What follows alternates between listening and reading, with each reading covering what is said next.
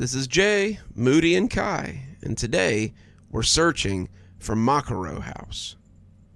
The video was shot in shaky cam, the footage hard to watch without getting a little seasick.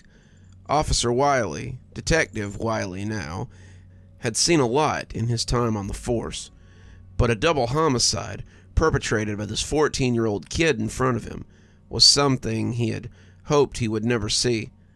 A double homicide and carried out against his two best friends at that.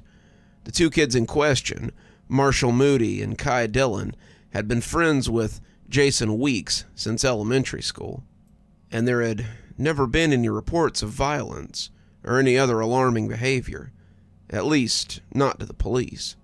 The boys had operated a YouTube channel, JMK Occult, for the last 2 years, and while their content was pretty typical for kids online, they had been uploading steadily every week since their first video about strange deer in the North Woods around Catterley. Hell, Wiley realized, he had even watched some of their stuff when he was bored. People in the community knew them, and this was out of character for any of them. Wiley paused the video, the three boys blundering through the South Woods and chatting like a pack of squirrels, before looking at Jason. Jason, Jay to his friends, looked like he had aged a decade. He had a gaunt look, usually reserved for soldiers who'd come back from war. His hair had been long and blonde for as long as anyone could remember, but the kid sitting there now was as bald as an egg, his scalp looking scoured instead of shaved. The shirt he had been wearing in the video was gone. He was still wearing the ring of it around his neck, the stretched fabric like a collar, and the jeans he wore were stained and ragged in places that looked fresh. He'd been found with no shoes or socks, but he was wearing the orange flip-flops that the jail residents often did. Wiley knew his parents wanted to bail him out, but he wasn't sure if the judge was going to extend him bail or not, given the nature of his crime. The way the two kids had been ripped apart was something that would haunt him for a long time.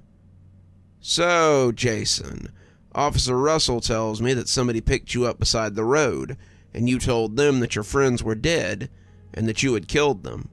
Is that true?" Jason nodded, not speaking a word as he continued to stare at the wall. The woman in question was Darla Hughes, a mother of 3 who had stopped when she saw a young teenage boy walking on the side of the road in the current state he was in. Stories of kidnapping and kids held in basements for months while God knew what happened to them were clear in the public conscience.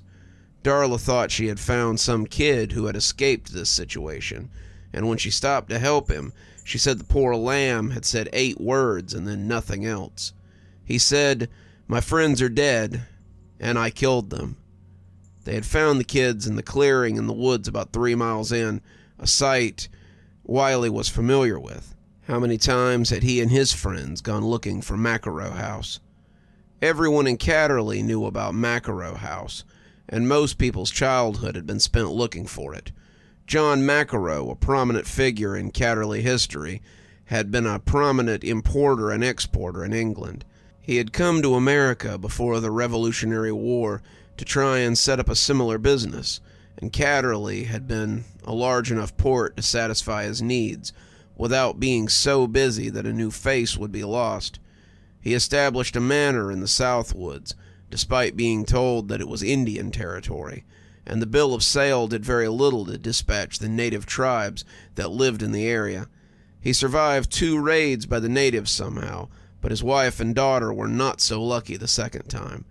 As such, he rallied a mob of townspeople to go into the woods to help him flush out the natives who were living there.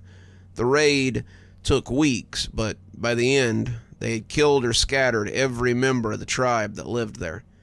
Satisfied, Mr. Macaro built his lavish estates, but strange things surrounded it from the beginning. Workers went missing, people reported strange lights and sounds after dark, and a shriveled figure in skins and feathers could be seen lurking after moonrise. Animals on the property acted strangely, and sometimes people found wolves or bears on the grounds. Usually, they were in a rage, but sometimes they simply fled as if they had been drawn there and weren't sure what to do now that they were. Once the house was finished, John Macaro had a hard time keeping staff. None of the hands he had tried to hire to keep his livestock would stay more than a week, and they all refused to stay on the property after dark. His servants would likewise disappear suddenly, and none of them would stay at night besides his butler, who had been with him for years. People said that Mr. Macaro talked about hearing chanting in the house and seeing strange shadows, and when even his butler disappeared one evening, John locked the doors and stayed in the house alone for a long time. People who came to see him said that he could be seen wandering the halls like a ghost, calling out for people that only he could see. When his mansion was seen in full blaze one night, those who were first on the scene said they saw a lone man silhouetted in the flames, his feathers and skins on full display. He disappeared when they got close, but he had been seen by many in the years to come. "What did you see out there, Jason?" Jason continued to stare at the wall. "I want to help you, kid, but you have to help yourself first." He couldn't help but glance down at the kid's fingers as he let them splay out on the table like sleeping spiders. The nails were dirty, the beds crusty with something like blood, and several of them were torn and ragged. There was grime around his mouth, too, and Wiley would have bet his next paycheck that it wasn't Kool-Aid. It looked like mud or paint, but it was probably blood. Jason remained silent as the grave. "Jason, none of us believe you killed your friends. You're wrong." Wiley had been fiddling with the remote, trying not to look at the kid's hands, but when he spoke, he looked up. Jason was still staring at the wall, but his head was shaking as his teeth chattered together. The kid looked like he was staring into the mouth of hell instead of the cream-colored walls of the interrogation room. Wiley almost didn't want to ask him what he had seen, but he needed to know. He needed to know how this kid had killed two other kids, one of whom was a head taller than him and outweighed him by 60 pounds. "Would you like to elaborate?" Wiley asked. He didn't think the kid would for a moment, but finally he just reached slowly and pushed play on the remote. He kept looking at Wiley like he thought he might slap his hand, but when he let him go all the way across the table unsmacked, he relaxed a little. The video went on as they walked through the woods, joking and laughing as the woods lived their quiet existence around them. "We went in at 8, just after Kai's mom went to work. She wouldn't have liked us going into the South Woods. Wanted to investigate Macaro House. We wanted to do it for our first episode, but Moody said it was something we should work up to. The Macaro House was something big. We needed to be ready for it. Turned out we weren't." On the screen, the kids kept walking through the woods, checking their compass and making their careful way through the thick brush. They were still chattering, talking about what they might find when they got there, and whether they would find the clearing or see the mysterious mansion that people talked about sometimes. Legends said that a ghostly manor appeared in the clearing sometimes, the ghost of the house that the people had seen go up in flames. Wiley didn't believe that, but as a kid, he had to admit that the clearing where the house had been was spooky. All the wood had rotted away long ago, the stones taken away for use in other things, but the land felt wrong. Wiley had never been there after dark, but people claimed to hear footsteps and see things after the sun went down. Wiley pushed fast forward on the tape and watched as the kids plodded on and on. Jason wished that he could have sped through that part of the trip. They had set out at 8, waving to Kai's mom as she pulled out of the driveway. The packs had been pulled out of the garage after she was down the road a piece, and the three set out for the woods. They knew the rough direction of Macaro House, but no one really came upon it the same way. Danny Foster had said it was a 3-mile walk from the forest's edge to the property, but Jamie had claimed that he and his friends had walked for what seemed like hours. "When we found it, though," he said, "we found the house instead of an empty lot. We kept daring each other to go in, but we left when someone lit a fire on the grounds." Jason and his friends were hoping to find the house instead. And as their walk turned into a hike, Kyle stopped and looked at the compass. "We should have gotten there by now." Moody chuckled. "Maybe we're going in the wrong direction." "Can't be," Kai protested. "The directions are to go south into the south woods for 3 miles. Then you'll come to the clearing where Macaro House sits." Jason hadn't wanted to jinx it, but at the time, he thought that boded well for them finding the house. They kept walking, Kai good for an endless stream of conversation, and as the sun began to set, Jason found that he was out of breath. His tongue felt like leather as it stuck to the roof of his mouth, and the lunch they had brought had been eaten hours ago. Moody had argued that they should turn around and head back, but Jason had finally vocalized that this could mean they were going to find the house instead of an empty lot. He was hopeful, right up until they got what they wanted. When the sun went down, Wiley knit his brows together. "I thought you and your friends were only in the woods for a few hours." Jason shook his head slowly. "We were, and we weren't. The time on the camera says we walked for 8 hours before I turned it off, but when I got picked up by the side of the road, it was barely noon." Wiley pursed his lips. How was that possible? The video cut out, the battery in the camera having been exhausted, and Jason nodded at the screen. "Those batteries have a max life of 3 hours. Dad said it was the best battery they had when he ordered it for me, and it was pretty expensive. There's no way one of those batteries could have recorded for 8 hours, but it did." The recording came back on, and Wiley was shocked to see that they were standing on the lawn of an old Gothic mansion. The sun setting behind the house made a perfect backdrop for the shot, and the boys were oohing and aahing appreciatively. None of them seemed to believe what they were seeing, the whole thing a little otherworldly, and they seemed to be having some kind of argument about who was going to approach the house first. "Is that it?" Wiley stopped to wet his lips. "It can't be. The Macaro house burned down hundreds of years ago." "But there it is," Jason said, his eyes still fixed on the wall, "in all its glory." And oh, what glory there had been in it. Moody had gawped at the house as if he had never seen one before. "No way. There's no way." "That's impossible," Kyle breathed.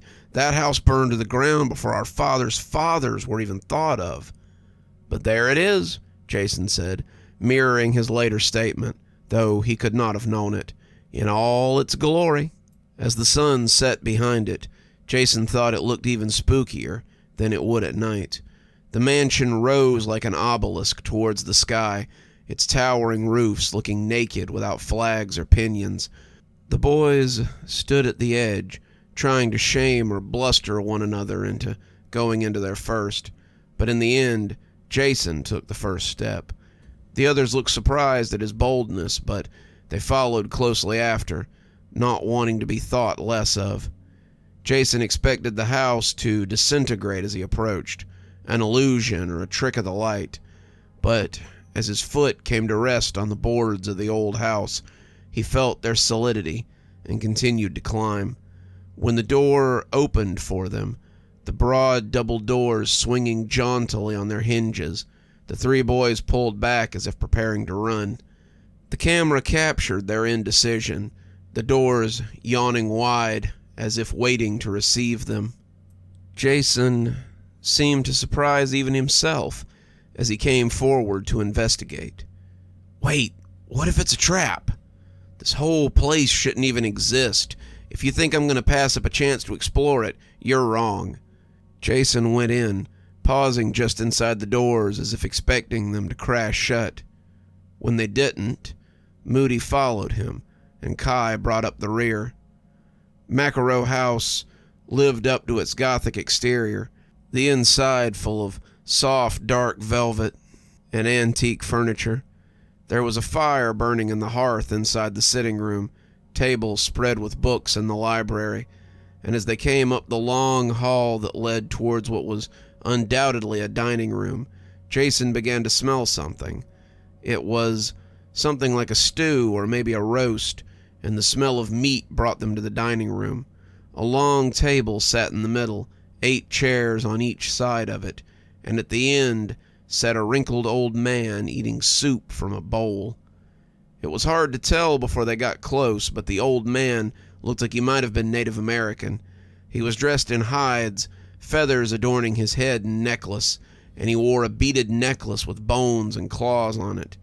He looked up as they approached, glowering at them evenly, before returning to his meal. He ignored the boys, all 3 standing back apprehensively, before Jason found the courage to speak. "Excuse me, sir, is this your house?" The spoon froze on its way to his mouth, and the old man looked like he had been slapped. "My house?"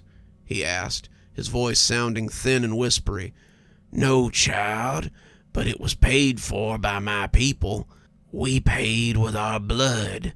We paid with our lives, and in the end the cost was high.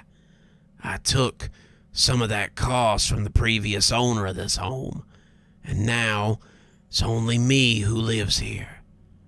Kai made an uncomfortable noise in his throat, like a dog trying to tell its owner that something wasn't safe, and Jason understood the feeling.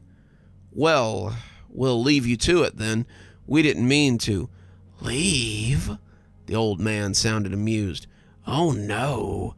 No one leaves Macaro House. Not until they've played the game. It was always a way for our warriors to test their mettle, and I have so longed to see it played again.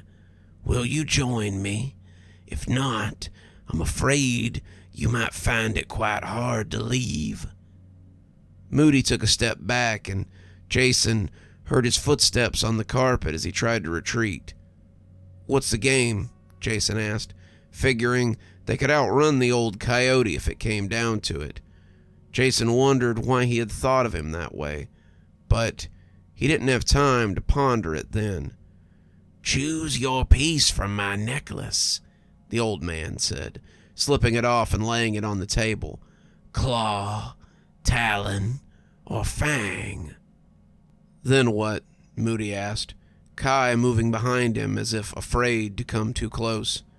"Then we start the game," the old man said, smiling toothily.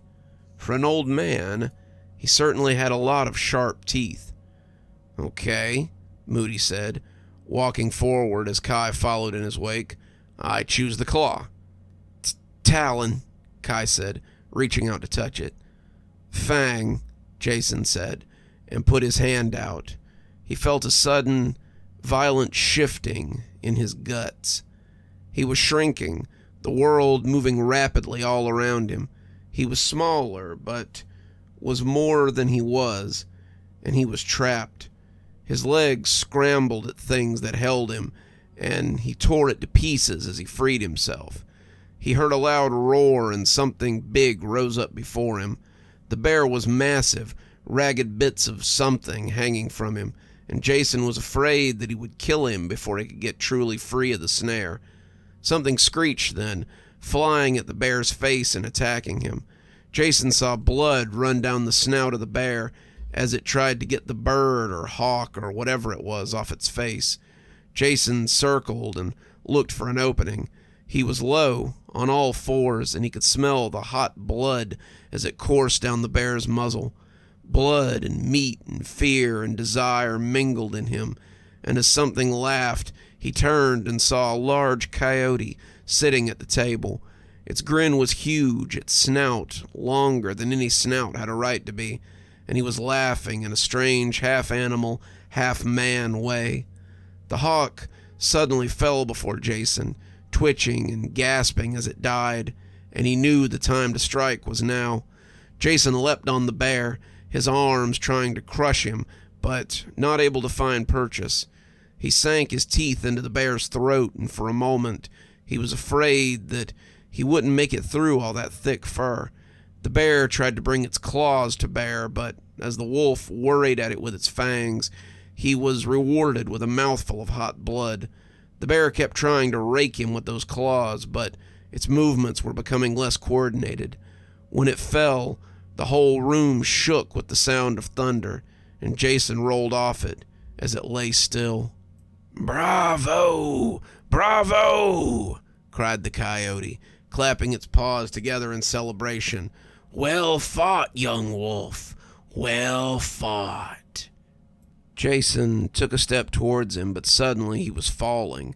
It was as if a whirlpool had opened up beneath him, and he was being sucked into it. Jason thrashed and snarled, trying to get his balance, but he was powerless against the pull as it flung him down into the depths of some strange and terrible abyss. He came to in the empty clearing where the house had been, and that was where he had found his friends. Wiley rewound the tape, not quite sure what to make of it. So this strange man offered to play a game, and then he changed you three into animals. Jason nodded, looking like one of those birds that dips its head into water. "I picked Fang, so I was the wolf. The game wasn't fair. We didn't know what we were doing, but I still killed Moody. I killed both of them because I had been the one to approach the house first. I killed them when I agreed to play the game. It's my fault. I'm a murderer." Wiley wasn't so sure, but it was hard to argue with the evidence. The video showed Jason dropping the camera, and then suddenly there was a lot of snarling and screeching. Wiley heard the animals fighting, but he heard something else too. Something was laughing, really having a good belly chuckle, and it sounded like a hyena. He couldn't see it. It was all lost amongst the carpet. But suddenly the carpet had turned into grass, and the camera was lying outside in the midday sun. Someone got up. Someone sobbed and moaned out in negation, and then they walked away. That was where the video ended. In the end, Jason was sent for psychiatric evaluation, and the whole thing was chalked up to a drug-induced episode. Jason and his friends were drugged by an old man in the woods, and while under the influence of an unknown substance, a substance that didn't show up in any toxicology screening, they killed each other. Blood was found on Jason, blood belonging to Marshall Moody, but blood from the fingernails of Moody was determined to belong to Kay Dillon, which really helped push the narrative that Detective Wiley was working with. He told the press to report an old man in the woods who was drugging people, and pushed the stranger danger talks a little harder that year on school visits. After that day, the tape he took from Jason Weeks was never seen again, but Wiley believed that the boys had run up against something they weren't prepared for. When John Macaro had led the extermination of the Native Americans that dwelt on the land, he had angered something that he wasn't prepared for either.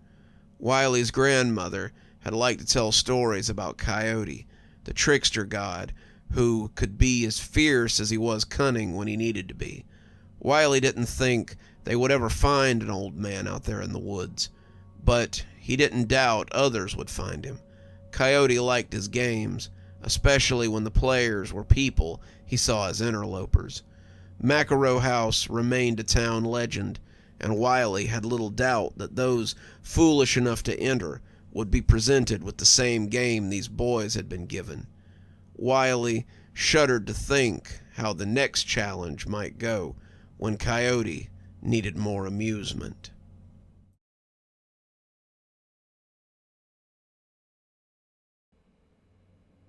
I can't explain it, but he's been here the whole time. No one believed me. My wife thought I was insane, but he's been here the whole time. My son Dale was 5 when he went missing. We were at the park by our flat when it happened. Park may be too grand a word for it, but that's what Dale always called it. In reality, it was a big plastic play structure, with a couple of slides, a climbing wall, and a sand pit. The whole thing is surrounded by a 15 by 15 fence, with a couple of benches for parents to sit on inside. That's where I sat that day, scrolling through Reddit and finishing my cigarette. Dale was playing with a couple of neighborhood kids, their parents sitting on the other benches, so they didn't have to breathe in my smoke. I looked up in time to see him go beneath the play structure, into an area they call the cave. The cave is an enclosed area beneath the structure, with a roof that was comfortably close for a kid and downright claustrophobic for an adult. I heard my phone chirp and looked back down to see a text from my wife. She'd gotten home from work and wanted Dale and me to come help with the groceries. I pitched my cigarette over the fence and called for Dale. "Come on, Dale. Mom's waiting for us." No response. "Come on, Dale. If you can't listen, we won't be able to come back tomorrow." Usually this would have brought him running. Playing outside was his favorite pastime, but there was still no answer. Both of his playmates came out the other side, giggling and laughing as they acted out whatever game they were playing, and I asked if they'd seen Dale. Alicia, a dark-haired girl who was missing her front teeth, lisped, "He's still in the cave, Mr. Darwith." So I hunkered my nearly 6-foot frame, looked into the dark underbelly of the play structure, and called for Dale to come out. "Come on, Dale, we really have to go. Mom's waiting on us." I still didn't think anything was amiss, other than Dale trying to squeeze in a few more minutes of playtime. I expected him to giggle and poke his head out, baiting me into chasing him or crawling into the cave. He knew that as big as I was, it would be funny to watch me try to get under the structure and run him out, a game we played often. Instead, there was only silence. So I sighed and hunkered down on the damp sand to crawl under to get him. I heard the other two parents chuckle as they watched me, my back scraping at the bottom of the structure as I crawled towards the entrance to the cave. I didn't mind playing with Dale, but this was a little much. I was tired from my night shift the day before, and my back was sore from lifting freight all night. I resigned myself to having a stern talking to with him on the way home about not listening and crawled into the dark opening of the cave. As I passed from the lighted world outside, the afternoon sun cut slants across my face through the boards of the structure as I entered the darkness of the cave. I felt a crawling sensation on my neck suddenly. Thought I might have picked up a spider, and I ran a hand over to knock him off. There was nothing there, but the feeling wouldn't abate. It felt like my hackles were up, that ancient feeling of predators nearby putting me on edge, and it took everything I had to keep dragging myself through the space. It was only about 5 feet of blackness, but the space was preternaturally dark. It was the weirdest I had felt in years. Was it always this dark in here? I'd crawled through here before, but I didn't remember it being this black. Worse still, I didn't feel like I was alone in here. Of course I'm not alone, I reminded myself. I came in here to get Dale. As I crawled through, I began to doubt that he was still in here, and the sense that something else lived here wouldn't so easily be put aside. I felt like something hateful lived here, something that was even now hungry and slobbering. My goal went from getting Dale to getting the hell out of the space, and I came out the other side, expecting to be dragged back and consumed any minute. I stood up, wiping the dirt off my knees, as the air puffed out of me loudly. It could have easily been mistaken for exertion, but I'd be a fool to pretend it was anything but fear. I expected my son to pop out and laugh at his silly old dad then, but he was still nowhere to be found. "Dale?" I called, my voice becoming fearful after what I'd experienced. "Dale!" The other parents looked up, hearing the jagged quality of my voice, and rose to see if everything was okay. I can't find my son," I told them, and they told me not to panic as we searched the structure. My wife came walking up just as I started getting frantic, and she must have sensed my concern as she caught sight of me. She called the police then, and as I ran to check the woods, I heard her say that hateful phrase for the first time. "Our son's gone missing. Please send help." Half an hour later, 2 cars pulled up and a couple of officers came to render assistance. I had searched behind the flats, in the scraggy woods nearby, around the little retention pond that I always told Dale to keep away from, and was just about to start knocking on doors when I saw them. They wanted to talk to me being the last to see Dale, and the officer in charge sent 2 of his men to check nearby houses as they asked me questions for the next few minutes. Where had I seen him? What was he wearing? Was there anyone suspicious around? Who were his mates? Where might he have gone off to? Did he run away often? And all the time they assured me that they would find him, and not to panic. I answered their questions honestly, but I knew that he couldn't have left the play park. Dale was small for his age. I told them so, and despite all my misgivings with the flat we lived in, they had done one thing that I thanked them for. The clasp on the gate was too heavy for a little tyke to push up. Dale had struggled with it before, but I knew he couldn't have left without help. The other parents said they hadn't seen him come out or seen anyone lurking around the playground that day. So the police searched. They searched the play park, the surrounding flats, the woods, and the whole area, basically retreading the ground I had already walked. As night began to fall, they called in more officers and began to canvass the wider area. My wife and I were distraught. Dale was our first and only child, but as the day stretched on, it seemed less and less likely that they would find him. I'm not ashamed to say that I took Dale's disappearance poorly. My wife was stoic through it all, but I knew she was hurting. He was her baby, and she had carried him for 9 months, but I think she held a lot of her sorrow in because she saw me floundering. I became like a ghost in my own home. Eventually I went back to work, but my performance suffered.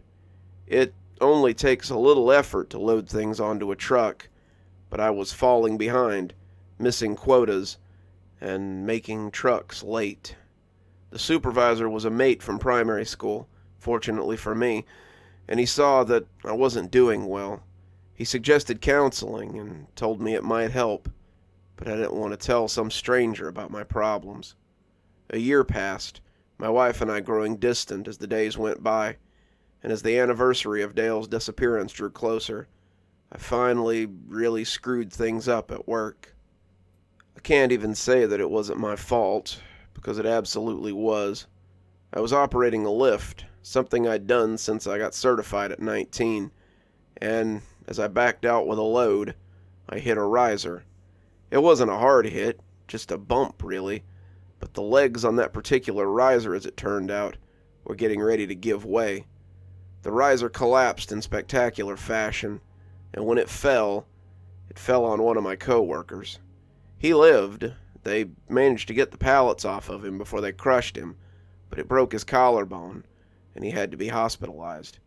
My supervisor was furious, but I could tell he was trying to hold back in the face of my sincere grief. I'm recommending you take a couple of weeks unpaid leave. If it were anyone else, I'd hand them their walking papers here and now, but I know you need help more than you need a trip to the unemployment line. Take these 2 weeks, sort your life out, and return to work. If this happens again, mate, I ain't gonna have a choice. I couldn't look at him. His pity was worse than his anger, and I knew I needed to do something. I nodded, mumbling a thank you, and he showed me out of his office. I walked around for the rest of the night, trying to figure out what I was going to tell my wife, and finding nothing. She would be mad, probably mad enough to push her to leave me. But as the sun started to peek over the horizon, I knew there wasn't much else I could do. She was just as mad as I'd thought she'd be, but her pity was just as hard to look at as my supervisor's had been. He's gone. Dale is gone, and making yourself a martyr over it won't change the fact.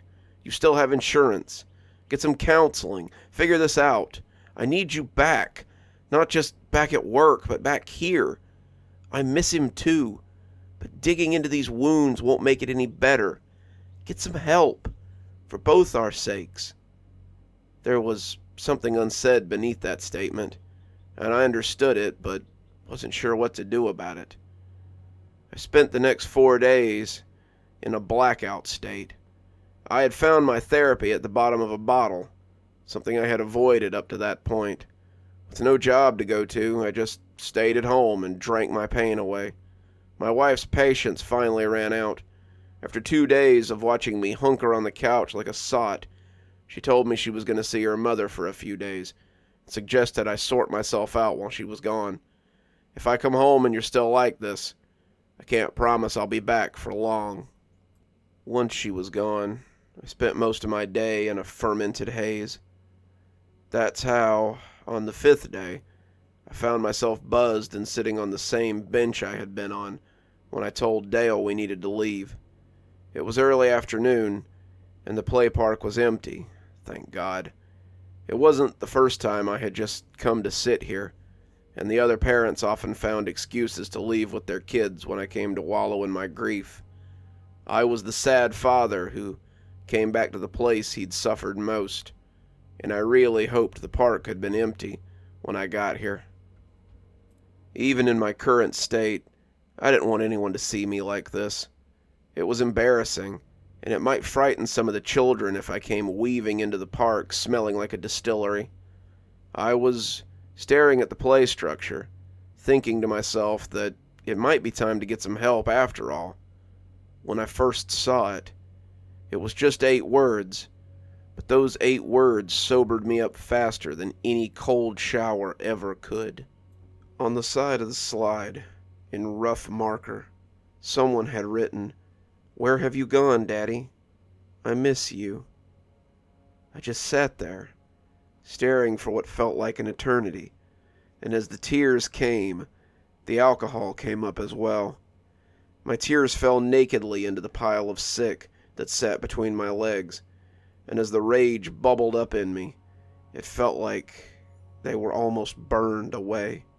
Someone was mocking me, mocking my son's loss, and as I staggered towards the super's office, I was madder than I had any right to be. Mr. Vidner, the super for the complex, always reminded me of one of the hobbits from The Lord of the Rings. He was short, fat, had a curly brown ring of hair around the bald spot on his crown that got bigger every year, and when he sat at his desk, it was like a child sitting in his father's chair. He nearly fell out of that chair when I slammed his office door, his expression of confused anger becoming one of confused fear as he looked on my face. He was a small man, and the sight of a large, angry drunk in his office reminded him of his stature rather quickly. "Someone has written hateful graffiti on your play park, and I want to know what you intend to do about it." He took a minute or two to collect his thoughts before asking what the hell I was talking about. I took him out to have a look, leading him to the slide in question, and he looked taken aback as he read the words. "Who would do such a thing?" he asked, more to himself than anyone. The way he side-eyed me, I could tell he thought I might have done it myself, but one look at my face made him rethink it before he said it. "I'll take care of it immediately, Mr. Dawes. In the meantime, why don't you go get some rest? You look under the weather." He had the decency not to call me a drunk out in the open, and I conceded the matter as I went home to sober up a little. As night began to fall, some undetermined amount of time later, I sat up from the couch and listened to the 5 or 6 stout cans rattle angrily to the floor. By the headache and the mealy taste in my mouth, I had not gone home and sobered up. As I moved into the kitchen to make something for dinner, I remembered the words on the slide and felt angry all over again. As the meat pie I had taken out of the freezer spun in the microwave, I wondered if Vidner had taken care of it like he said he would. I wondered if he'd painted over it or washed it away or how he had done it. Were the words still sitting there on that slide? As the microwave dinged, I resolved to go find out, and took my pie and plastic fork on a little field trip. I watched the steam roll off the top as I walked down to the little park, the night air alive with crickets and night birds. It would have been pretty if I hadn't been in such despair. The trees were losing their autumn leaves, becoming bare and skeletal, and the air was crisp enough to make my undershirt unadvisable. My bare feet slapped at the concrete as I walked away from my flat, and the closer I got, the better the view of the offending slide. The words were gone, the pressure washer having left the slide a little lighter for its effort, but as I came through the gate, I saw that something else had been added to the side of the structure. It looked like the same marker strokes, the handwriting big and childish, and as I read it, I felt a growl rumble in my throat. I saw you today, Daddy. I saw you, but you didn't see me. I looked around as the wind rattled the nearby tree, expecting to see a group of snickering youths as they watched me. This had teenagers written all over it, and as the pie slipped out of my hand, I loosed my shout at the sky. Why? Why did they devil me like this? Was this a game to them? When I was a kid, we would never have done something like this to anyone, let alone a grieving father. The dark offered up no answers, but the side of the play park did when I turned back. Beneath the first message, another, smaller message was written in the same childish scrawl. The longer I looked at it, the more I recognized it. How many times had I watched my son scribble words in his reader just that way, filling in the workbook pages in big, looping script as he prepared to go to kindergarten. Daddy, I can see you, but you can't see me. Please help me. It's scary here. I hunkered on my knees in the sand, looking at the words as I ran my fingers over them. They looked just like his, and as I felt a splinter catch in the pad of my thumb, I pulled it back sharply. There was no way he could be here. There was no way that he could have been hiding here for a year. But as I watched the playset, I had no doubt that he had written those words. Dale, I said, my voice quavery as I glanced into the shadowy depths of the playground.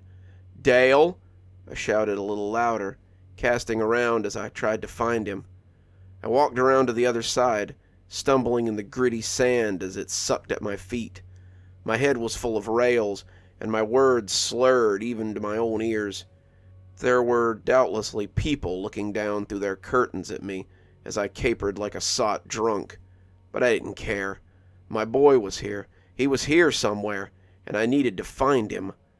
I tripped then, going face down in the sand, and when I came up, I saw a new message on the wet-looking plasterwood. It was hard to see in the shadows that I sat in, but as I got closer, I put my trembling fingers on it to make sure it was real. My fingers came away tacky, the tips black as if they had touched wet marker. I need you to come get me, Daddy. I'm stuck in the sad swamps, and I need help. Excuse me, sir. Everything all right here? As their flashlights hit me, I squinted, but the words were like a brand across my eyes. The sad swamps was what Dale called the swamps of sorrow from his favorite movie, The Never-Ending Story. We had watched it about 1,000 times, and when the VHS that I had owned as a kid finally broke in the VCR, we had searched for it on DVD until we found it at a local thrift store. He watched it every day before his afternoon nap, and I imagined that he could just about quote it word for word. Seeing the words sad swamps made me certain that it was Dale talking. But how? How could he be talking to me from... The light was right in my face now, and I pulled up a hand to block it. Some of your neighbors were worried. You were faring poorly, Mr. Dawes. They heard you shouting and wanted us to come check on you. They were being kind. It seemed that everyone was being kind these days to poor old drunk Mr. Dawes. But I didn't have time for them. I'd seen something under the edge of the play park, half a word that was buried in the shadows. It was his latest message, and as I staggered towards it a little, I hoped it would tell me how to get to him.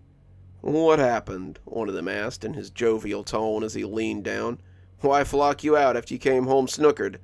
Well, we can get you a place to sleep it off, sir. Never... He had put a hand on my shoulder, but I pulled away from him as I tried to see the words that were written beneath the structure. It was just 6 words, but I couldn't see the last one. and the last one seemed very important. The police grabbed a hold of me, but I fought to get away as I tried to see that last word. I got as close as I could, both catching me under an arm as they pulled me away from the structure, and finally I saw it. I repeated it again and again as they put me in the back of the car, all the fight out of me now, wanting to commit it to memory before my drink-addled brain made a muck of it. "We'll phone the missus and let her know that she can pick you up in the tank, Mr. Dawes. If she don't wanna, then I guess you're sobering up on a bench for the night, so long as you don't try any more of that." I ignored them as we left the parking lot, my flat disappearing behind us as I repeated those 6 words like a mantra. Look for me inside the cave. The police hadn't been wrong. My wife was livid. She came down to the station, her clothes clearly thrown on hastily, and glowered at me through the bars of the holding cell. It was just me in there with a few old gaffers, and they were snoring in a corner as I slouched on the bench. I was still imprinting those words on my brain, mumbling them like a magic spell, when I heard her voice and looked up into her scowling face. "I can't believe you've done this. It isn't enough that you get sent home from work, that you do nothing but blunder around like an old tramp, and that you won't get any help for yourself. But now you go and get yourself tossed in the drunk tank. I'm done, Malcolm. Do you understand me? This is the last straw. I won't stay here and watch you destroy yourself." "He's alive," I rasped out, and when she looked back at me, I saw all the anger leak out of her, only to be replaced with pity. "I miss him too, just as much as you do, but you have to let him go. It's been a year, Malcolm. He's not coming home. It wasn't your fault what happened to him. You have to stop blaming yourself for this. He's been leaving me messages at the play park, Stephanie. I can prove it. Come with me and I'll show you. We can find him. We can be a family again. We can—" But she cut me off with the first sob I'd heard from her in months. "I'm leaving, Malcolm. When they release you in the morning, don't call me. Go back to the flat. Go to your mother's house. Go to hell for all I care. I can't watch you do this anymore." She left me there with the other drunks, but I'd already decided what I had to do. They turned me loose in the morning, and after a brisk walk home, I got the things I'd need. I brought a torch, some string, and a big hunting knife I'd had since I was a teenager, and set off for the play park. It was early morning, and I had the place to myself, save for the pigeons still gobbling at my spilled pie remains. I didn't see any new graffiti, but I didn't need any. I knew where Dale was, and as I got on my hands and knees, I crawled around the playground and into the cave. Even in my assuredness, I felt foolish as I moved into the cave. It was dark, but I could still see the light streaming in from the other side. I didn't feel that same sense of foreboding like I had before. No sense of monsters coming to gobble me up, and I turned on the torch as I checked out the corners. The cave was a box of 4 walls with a roof of thick plastic overhead, and I should have been able to see all 4 walls. 3 of the walls were normal enough, but as I looked to the west-facing wall, I was aware of another opening that led into a space that shouldn't exist. An opening between that led into deeper darkness. As my torch turned against the encroaching blackness, I turned my body in a ponderous circle and started crawling into it. If I meant to get my son back, I would need to hobble into the sad swamp and come out the other side. In contrast to the dark cave behind me, the space I entered was pitch black. The edges of my light curled oddly, the darkness seeming to retreat around the edges like felt as I moved in deeper. I wasn't underground. I was still heading forward, but given the dimensions of the play structure, the place I crawled shouldn't exist. The length was wrong. The longer I crawled, the more I expected to wake up and find that I had fallen asleep in the drunk tank. The space was cramped, but felt vast as it stretched on. It was like an abandoned underground cave, the claustrophobic passage threatening to collapse on me at any minute. Besides being black dark, it was also utterly silent. Besides the crunch of my knees as they moved over the sand, no other sounds seemed to exist. My own labored breathing seemed to be absorbed by that thick midnight around me, and every painful drag of my body sent a spasm of need through me. It was a primal need, a need to stand at my full height and stretch my arms up, a way to dissipate the confining gloom that hung around me. The same part of my brain made it pretty clear, however, how bad an idea that would be. What if my hands should pass into that darkness and never return? What if the darkness came back with the hand? I kept crawling into that inky soup, wondering if I would simply wander here forever. It was pitch outside the protective beam of my torch, and with every struggling shuffle, I wondered why I didn't turn around and go back. Nothing could survive down here. Nothing could live in this pitch blackness. If I didn't go back now, I'd never find my way out, and be forced to wander endlessly in this void until my torch went out. And then what? I knew I wasn't alone when I heard the soft scuff of feet on sand. I looked into the black expanse, expecting to see the beast that had terrified me the last time I found myself in this nothing. The beam of my torch didn't go very far. At the end of the light, I could hear the scuff of bare feet on sand, though. Something was coming towards me, and I wasn't sure what I was hoping to find. Would it be my son, or would it be a monster to end my journey? When a dirty, half-starved little boy buried me in a hug that circled my shoulders, I knew I'd found him. "Dale?" I whispered, but he could only nod and cry against me. I didn't waste time or breath. I just scooped him up and didn't stop moving until I was back in the lighted world of the play park. As we moved, I could feel that clawing, penetrating glare from behind me. Something had noticed I was taking its prize, and they were unhappy. I kept crawling, kept pulling, but I could hear those scrabbling feet as they kicked up sand. They were getting closer now, their growl loud and thunderous, and on a whim, I turned my torch on them. Bathed in the light, they yelped wildly and kicked up sand as they backpedaled. I didn't dare look back to see what was tailing me. I put on a burst of speed, crawling like our lives depended on it, and when I collapsed in the light of day, I was aware of people shouting at me to get out of there. Their kids were asking who I was and why I was so dirty, but they must have thought I was a bum. When they saw Dale, they tried to take him from me, but I held on like my life depended on it. And when they finally recognized us, I heard their anger turn to surprise. They took us both to the hospital, and I'm glad to say that aside from being underfed and very dirty, Dale was completely fine. My wife came to the hospital, and we both cried as she apologized for doubting me. I refused it, telling her she had nothing to apologize for. I doubted myself. I fell into the bottle and nearly lost myself in my grief. I should be apologizing to you for putting you through this for the last year. She sat with me at the hospital, both of us afraid to take our eyes off Dale as he sat placidly in his hospital bed. I asked him about what he had gone through, but he couldn't tell me much. He said that he got lost in the cave, and he crawled and crawled until he came out in the play park again. Only it wasn't his play park. The play park he found was different, and me and his friends were gone. The sky was sort of purple, and the clouds were too thick-looking to be real. I couldn't get the gate open, but that was probably good. There were these big things that would come by like living shadows, and they would look at me like I was an animal in the zoo.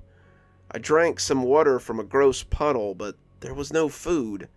Sometimes I went to sleep in the cave, but I always felt like something was watching me in there. It never tried to hurt me, but it always felt like I was hiding and waiting for someone to catch me. I thought I was going to starve before I heard you breathing in the cave. I had to run away to get away from some shadow people who were looking for me, and I heard you down there and went to see what the sound was." I asked him about the messages, and he said he had found some kind of marker in the sand over there, and that was about the time he started seeing a shadow inside the play park. I knew it was you. Somehow I just knew it was you, but you couldn't see me. So I started writing messages, hoping you would see them. I guess you found them. The strangest part is that Dale swears he was only there for a week. He says he kept going back into the cave, but he only slept a few times while he was away. What's more, the doctors say he doesn't appear to have grown in the time he was gone. His dental records and growth structure are the same as when he had a checkup about a month before he disappeared. I'm glad to have Dale back, but I don't let him play in the cave anymore. We still visit the play park, and I still let him slide on the slides and run on the structure like he used to, but he's forbidden to go underneath anymore. It's a rule he doesn't mind following, lest he get lost in those dark tunnels for a second time.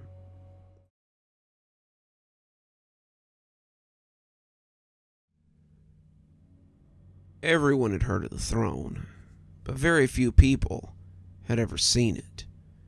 The woodland seat was something of a local legend. If you follow the river into the woods, turn east at the huge rubber tree at the fork, and walk into the setting sun, you'll come to the Devil's Clearing. In the clearing, a place where nothing is said to grow, sits a chair of stone. If you sit on the chair, you'll be cursed by the devil himself for all time.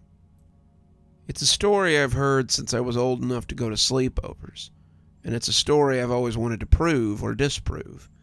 People have gone into the woods, and I remember the first time someone showed me shaky cam footage from a camcorder of a weird stone chair with faces carved into it.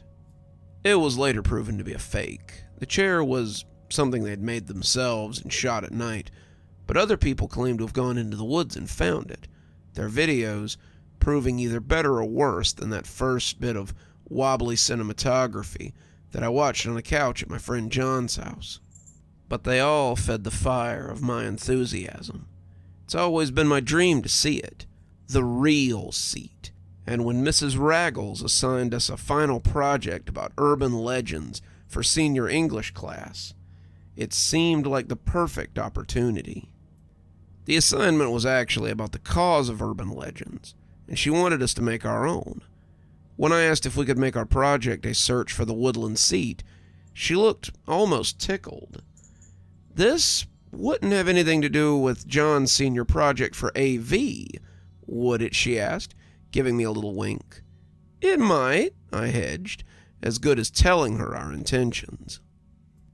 John and I have been friends for years, and his interest in movies, especially making them, has been ongoing since the two of us were in elementary school.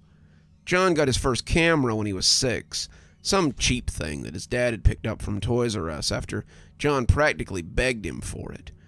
I'd say John definitely got his money's worth, because we spent the next 4 years making our own short films and epic movies in the backyard. Through the years, John's cameras may have changed, but his interest in filmmaking hasn't. He often calls on me and our friends, Sean and Fred, to star in his latest project, and this would be no exception. I got enough battery packs and memory cards to reward for 3 straight days, he told us as we sat in his garage and suffered through his pitch meeting. I don't see any reason why we shouldn't be able to shoot the next found footage masterpiece. John's project, his senior film thesis, was about urban legends too, specifically their place in horror films. He wanted to make the woodland seat the antagonist in his new found footage movie, the witch in his Blair Witch Project, in other words, and use us as his bumbling teen cast that goes looking for it. I was looking forward to using this trip to write my own paper for Mrs. Raggles, but Sean and Fred were just looking for an excuse to go camping for a few days in the lush woods that surround our town. We'd all grown up in the area, and the woods weren't unknown to us. We all enjoyed camping, right up until the first winter chill sent us back inside every year. And I too was looking forward to spending some time in the woods, cooking hot dogs and s'mores as we told stories and just hung out this weekend. So when we told our parents we'd see them Monday night and headed into the woods Friday afternoon, we were prepared to spend the next 3 days in nature. We had plenty of food, plenty of water, and we were properly prepared with a 4-man tent and sleeping bags. It was April, and the weather was already becoming unseasonably warm, so we didn't think we needed anything too strenuous. John was carrying his film equipment, his camera already out, and the 3 of us were carrying the stuff we would need for camping and survival, acting as his trusty pack mules. As we came to the river, the surface frothing with the late-season snowmelt from the nearby mountains, John told me this would make a great place to film the intro. The river is, after all, the first leg of the journey. From here, we set out to find the woodland seat and write our names for all to see across history. I'll never forget the grin that spread across his face at that moment. It was a golden moment, but nothing golden is made to last. He counted me down as I stood beside the river, preparing to give my lead-in statement. Fred and Sean had unanimously decided that I would do most of the speaking lines for this little movie. Neither of them really wanted to learn any of the lines that John wanted read, and I had the most video-worthy narration voice, they said. I think they just wanted to goof off on our camping trip, but to be fair, so did I. This is the Leftree River, the start of our journey. I wasn't sure I could even be heard over the rushing rapids, but John gave me a thumbs up and I struggled on. Legend says that if you follow the river until you come to a huge old rubber tree, you turn east and walk into the woods until dusk, you'll come to the Devil's Clearing and find the woodland seat. Those who sit on it are cursed, tormented for all eternity for daring to sit where the devil himself once took rest. Tonight, we intend to find that seat. And cut, John said, hitting the stop button as he nodded slowly. Very nice, love it. So what happens if we don't find this rubber tree? Sean asked as we shouldered our packs and headed deeper into the woods. I guess we just wait till we find the fork in the river, I said, after thinking about it for a few seconds. What if we don't find that? Fred asked, taking a sip from his water as the leaves smushed wetly beneath our feet. Boys, you're missing the point, John said. Which is, Fred asked, the point isn't to find the woodland seat or not. We're here to follow the instructions and see if we find anything or not. That's the project. The legend is what brought us here, the power of the urban legend itself. And now we seek to learn where it can take us. Fred laughed. So this could all be a wild goose chase is what you're telling us. I snorted and bumped him with my shoulder. You're getting a 3-day vacation out of it, Fred. Buck up. We followed the river as the afternoon rattled on. The woods were nice this time of year. Summer was on the cusp of arrival, and everything was green. The water would be too cold for swimming, though I suppose Sean might try. Sean liked the cold. He was built for it, and he would probably take a swim tomorrow before we set off. None of us figured we would make it to the Devil's Clearing by sunset today. We'd set up camp, cook some dogs, do some fishing, and tomorrow we'd proceed on. We were camping after all, so what was the point of hurrying? We walked most of the first day. We weren't going very fast. We'd been at school all day, and we weren't in any real hurry anyway. Monday was a holiday to boot, and our parents knew where we were and wouldn't expect us home till Monday night. We talked and joked, the usual high school boy banter filling our afternoon. But as the sun began to set, we started looking for this tree or this fork. We had been assured that this was the way to go by some kids who had totally been to the Devil's Clearing, and that too was part of the project. If we couldn't find our way by the urban legend alone, then what was the point? It was starting to get dark when we came to the rubber tree. It had to be the one from the stories.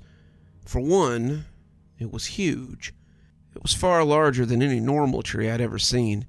and the leaves left very little mystery about its type.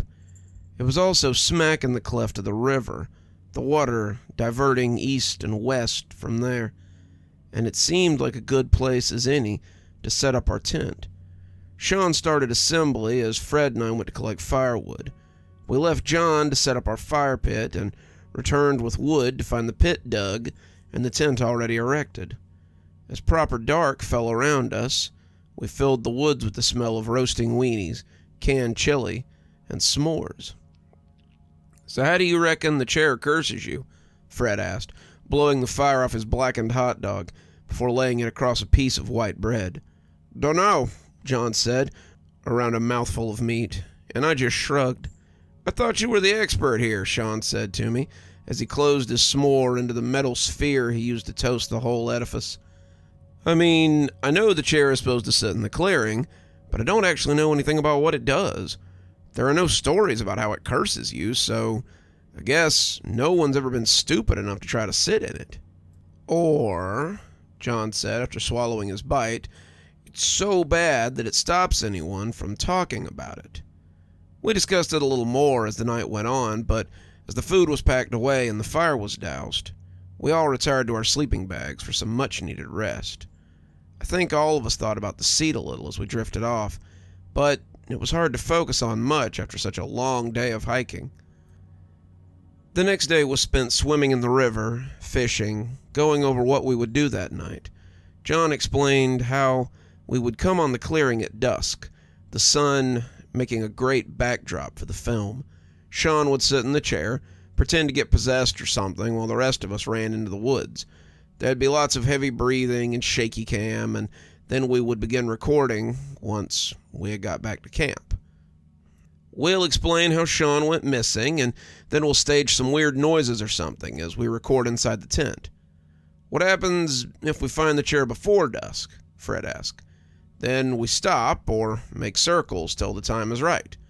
"What happens if we don't find the place at all?" Fred asked. John shrugged. "We shoot a piece saying that our search was fruitless and that the legend remains just that." So, as the sun began to sink behind the trees, we set off towards it. From the start, today's hike seemed different. The walk yesterday had been filled with talk and jokes, but today the wood seemed to scowl at the noise we were bringing into its depths. I didn't know right away if the others noticed, but I started to believe that they felt it too. Sean had tried to initiate jokes more than once, but ended up looking around guiltily when the laughter became too loud. Fred was the same way, shushing us more than once before looking around as if to ask why he had done that. John was oblivious, of course, his camera taking it all in as we plotted. If anything, he probably thought we were playing into his vision and was glad for the implied tension. I found myself watching the sun as it rode lower and lower in the sky, not sure if I was dreading being in these suddenly silent woods or finding the thing I'd always wanted to see. The closer we got, the more sure I was that we would find it, and that scared me.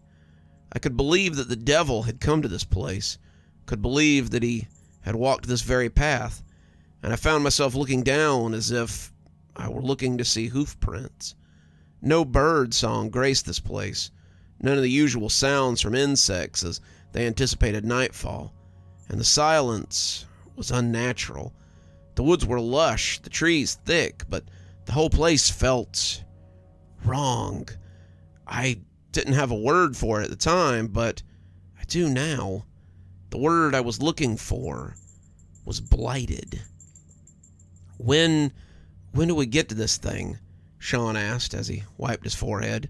He turned to look at me, but I just shrugged.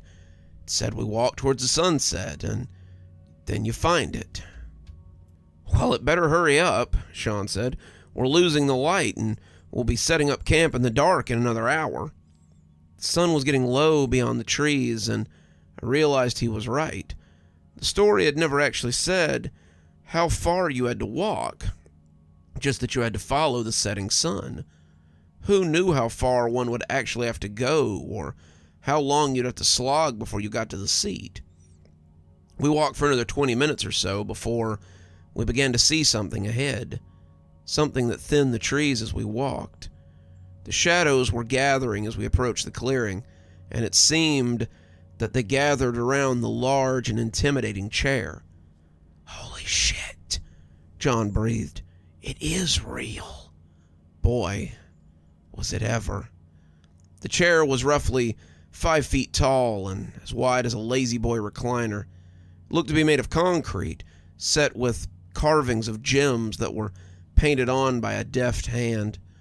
Across the back of the chair, right where a person's back and head would sit, were 3 gray faces with red eyes and open mouths. They all looked identical, but the more I looked, the more I realized how different they all were. One appeared to be crying, another laughing, the middle one simply scowling. The whole construct looked like it would be at home in a mini-golf course or a weird maze attraction, or even a temple found randomly in the middle of the woods. It looked as out of place in the clearing as a dining room set, and as much as I wanted to see it, I couldn't bring myself to get too close to it. It was wrong. Its very essence was foul, and I couldn't comprehend why I'd ever wanted to find this thing in the first place. As John recorded the thing, he pulled his eye away long enough to wave his hand and try to get Sean's attention. He wanted him to go sit in the chair, as they had discussed, and the fact that he was still standing there frustrated John. Sean, for his part, seemed willing enough to comply, but was unable. He was frozen in place, staring at the chair as if he had never seen a chair before in his life, and John pointed at him and then back at me as he tried to get him to go. Sean shuddered as I shook him, looking at me almost dreamily as I got his attention. "Go sit in the chair," I whispered, and Sean nodded slowly as he approached it. He was stopped, however, when Fred pushed him out of the way and made to plant himself on the seat. "What the hell is he doing?" John whispered. I didn't know how to answer him. The two struggled with each other, and the fight would have looked theatrical if I didn't know they weren't acting. Both of them had this blank look, the kind of look you got when you're listening to someone on the phone while you do something else. Fred won their little scuffle, shoving Sean back hard enough to make him fall on his butt, and claimed his prize. He took his seat on the throne, a look of deep satisfaction stretching across his face that slowly became something more exalted. Sean just sat there, looking at him with ambivalence, and as John stepped towards him, something happened. As he sat there, basking in the glow of his newly won seat, Fred's skin began to blister. At first it was just general reddening that I nearly missed in the diminishing light. It was something I could have set aside as just sunburn, until the blisters began to appear. His arms and face broke out, the pus-filled sores growing and bursting in fast motion. The blood and pus ran down his arms and the seat of the chair, and as the sun set, his skin began to boil off his bones. He looked like the guy from Raiders of the Lost Ark as his bones began to show through his skin, and as he basked in whatever glow he was experiencing. As he liquefied in the woodland seat, I saw Sean get up and shove Fred's distinctly drippy skeleton out of the chair so that he could take its place. I tried to stop him. I called his name as I came towards him, but he showed no hesitation in the face of Fred's sacrifice. I looked back at John, expecting abject horror, but he had taken the camera away from his eye, and I could see him crying as he watched Sean begin to redden. Not crying in terror or anguish. That would have been easily explained. John was crying in exultation, like a priest who's seen the face of God. John, we have to go now," I said, shaking him. He didn't seem to hear me. He had eyes only for the quickly blistering Sean. John, I yelled, shaking his arm. "We got to get away from here. We need to tell someone what happened. We need to get Sean out of that thing. We need to..." But when I turned back, it was already too late. Sean's skin was melting off his bones, the white already visible. and as his eyes liquefied in his sockets, I tried to pull John away. "John, please," I begged. "Please, we don't have to do this. Don't." But he was already walking towards the chair. As it finished with Sean, he shoved the skeleton out of the seat and sat down amongst the goo and the rot that lay there. That was when I noticed something else. Something I hadn't until Sean's skeleton hit the earth. Fred's bones had disintegrated into powder. A powder that was already being taken away by the forest breeze. I started to run, but something caught my eye before I could get out of the clearing. I saw the camera, the little handheld that John brought into the woods, and I scooped it up before beating a hasty retreat. I fled like a coward, leaving my best friends behind, and I prayed I would never see that cursed chair again. I stumbled through the woods for 3 days, eating whatever I found and drinking from the stream when I finally got back to it. I wished many times that I had picked up one of the bags on my way back out of the clearing, a tent or some food at least, but all I had was the camera and the clothes on my back. I thought about the tent many times as I lay shivering on the damp forest floor, watching the trees for anything, the shadow of the chair, maybe the walking corpses of my friends. I wasn't sure which I was more afraid of seeing, but I just knew that both would be after me before I could escape. When the search party found me on Tuesday, I was afraid my fears had come to pass. They took me to the hospital, but when the police tried to question me, I just handed them the camera and trembled in the face of their questions. That was years ago, nearly a decade, but it's something I never forgot. I haven't seen the footage I gave the police. I have no desire to. The officer who reviewed it said it was the most disturbing thing he'd ever seen, but it did exonerate me of the crime. I think they might have been planning to look further for the bodies of my friends, but after seeing that tape, they scrapped the idea. There was no sense in looking for kids who were no longer there, and less sense in risking officers who might decide to have a seat as well. I lost my best friends that night. Sometimes it feels like the chair cursed me after all. Everyone in town assumed I had something to do with their disappearance, though they never got up the courage to say it to my face. I ended up leaving town to attend college, and I've never seen any reason to go back. Kids, however, still go missing in those woods. I can't help but wonder how many of them are lost to the woodland seat. So if you find a strange chair in the forest, steer clear. It's made for only one occupant, though it will gladly accept you as long as you can bear it.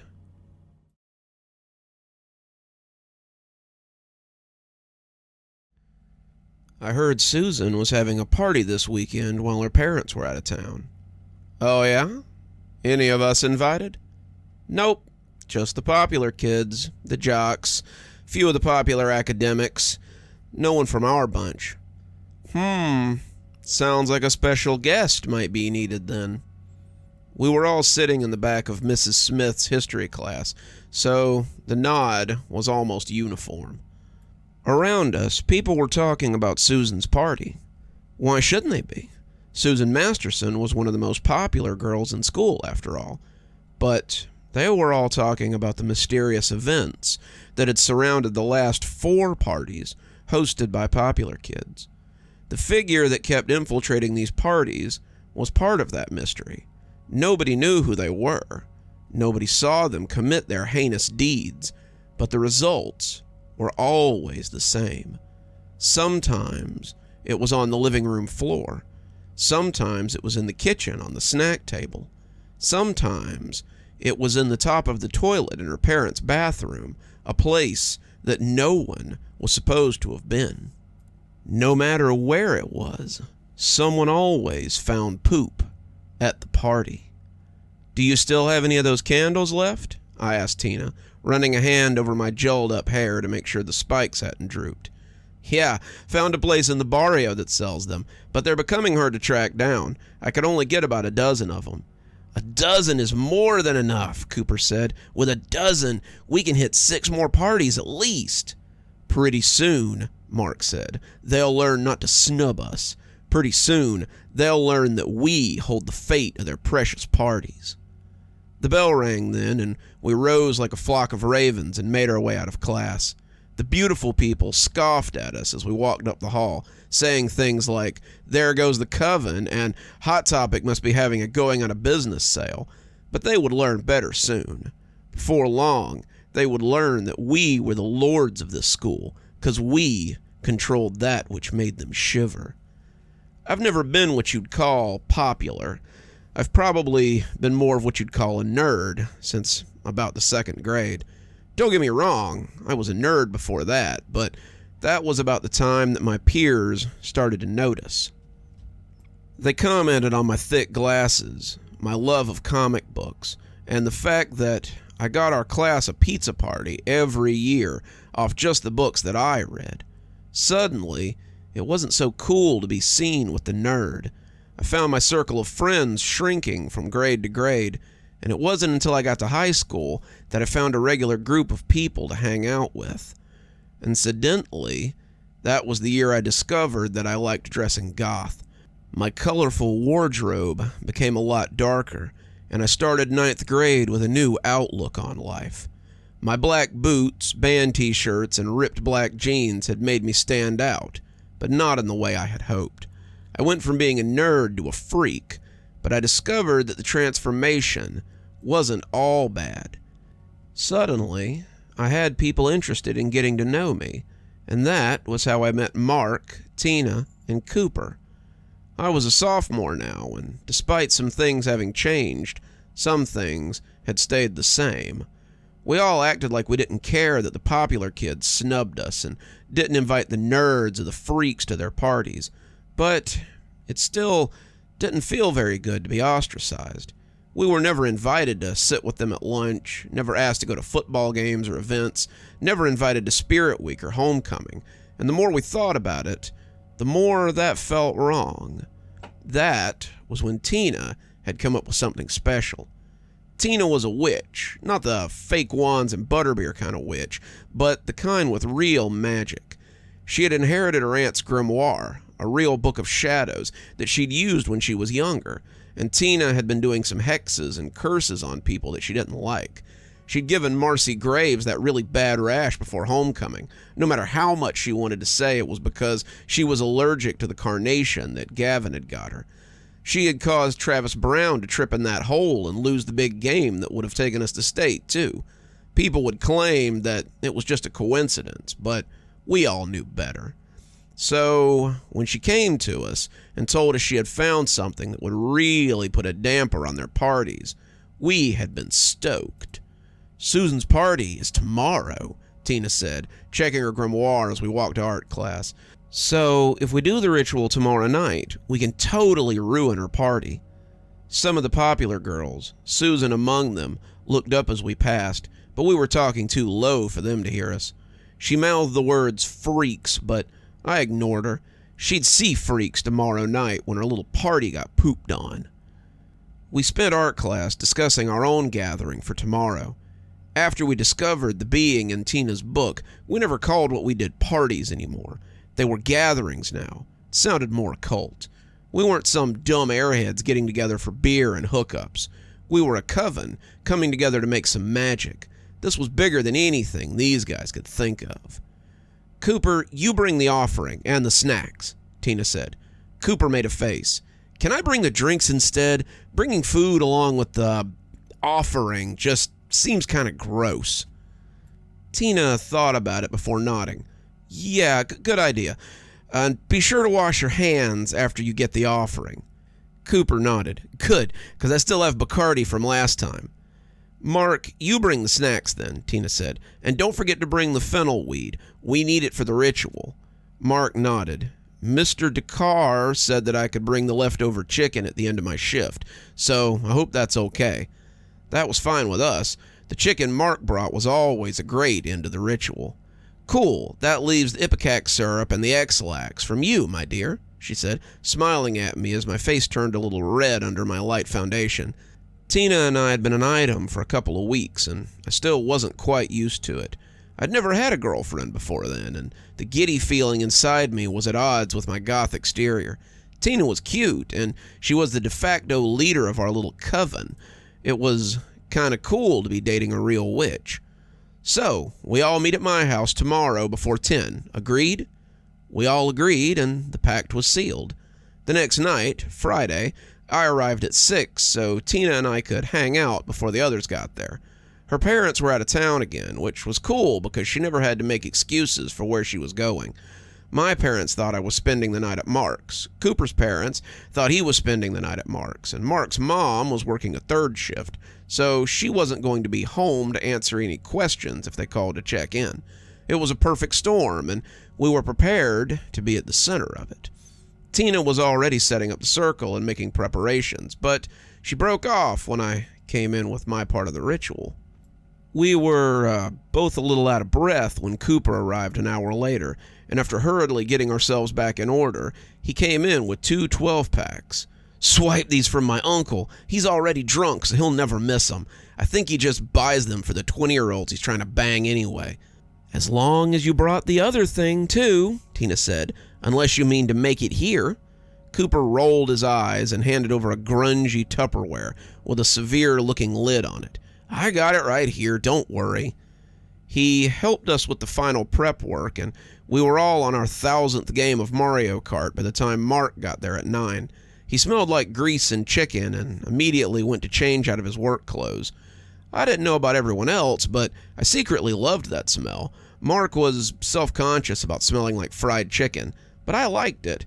If I thought it was a smell I wouldn't become blind to after a few weeks, I'd probably ask him to get me a job at Colonel Register's Chicken Chateau, too. Cooper tried to reach in for some of the chicken, but Tina smacked his hand. Ritual first, then food. Cooper gave her a dark look, but nodded as we headed upstairs. It was time to ruin another Amber Zombie and Fitch party.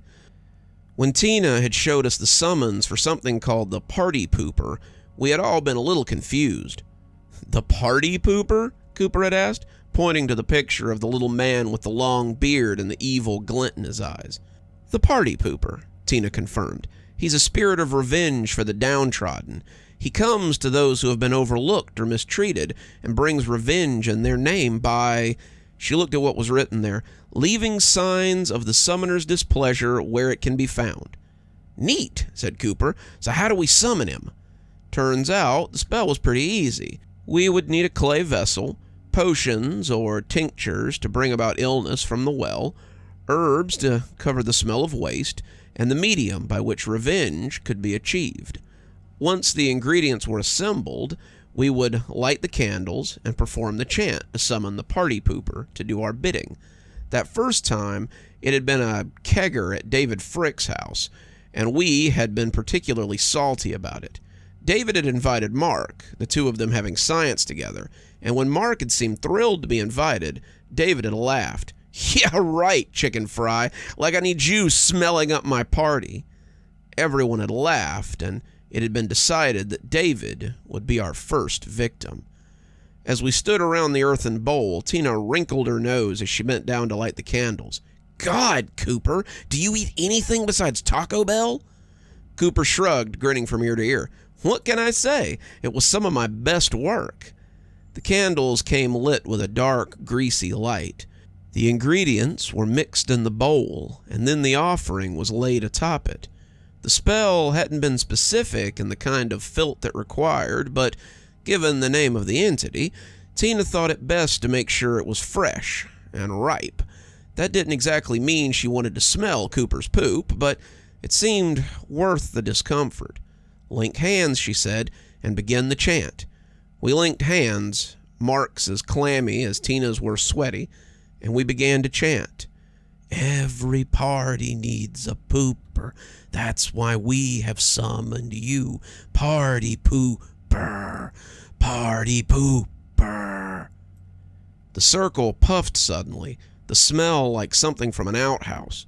The greasy light of the candles showed us the now familiar little man, his beard long and his body short. He was bald, with a head covered in liver spots, and his mean little eyes were the color of old dog turds. His bare feet were black, like a corpse's, and his toes looked rotted and disgusting. He wore no shirt, only long brown trousers that left his ankles bare, and he took us in with weary good cheer. "Ah, if it isn't my favorite little witches! Who has wronged you tonight, children?" We were all quiet, knowing it had been Tina to whom he spoke. The spell had been pretty clear that a crime had to be stated for this to work. The person being harassed by the party pooper had to have wronged one of the summoners in some way for the revenge to be extracted, so we had to find a reason for the summoning. The reason for David had come from Mark, and it had been humiliation. After David had come Frank Gold, and that one had been from Cooper. Frank had cheated him, refusing to pay for an essay he had written, and then having him beaten up when he told him that he would tell Mrs. Bess about it. Cooper had cited damages to his person and debt. The third time had been mine, and it was Margaret Wheeler. Margaret and I had known each other since elementary school, and she was not very popular. She and I had been friends, but when I'd asked her to the Sadie Hawkins dance in 8th grade, she had laughed at me and told me that there was no way she'd be seen with a dork like me. That had helped her get in with the other girls in our grade, and it only served to alienate me further. I had told the party pooper that her crime was disloyalty, and he had accepted that.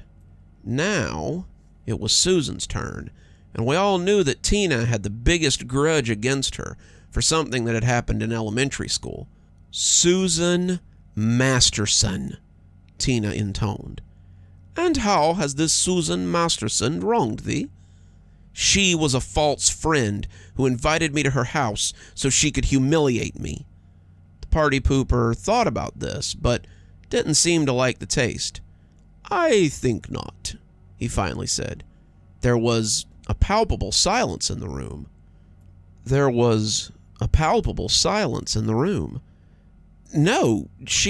has it ever occurred to you that this Susan Masterson may have done you a favor?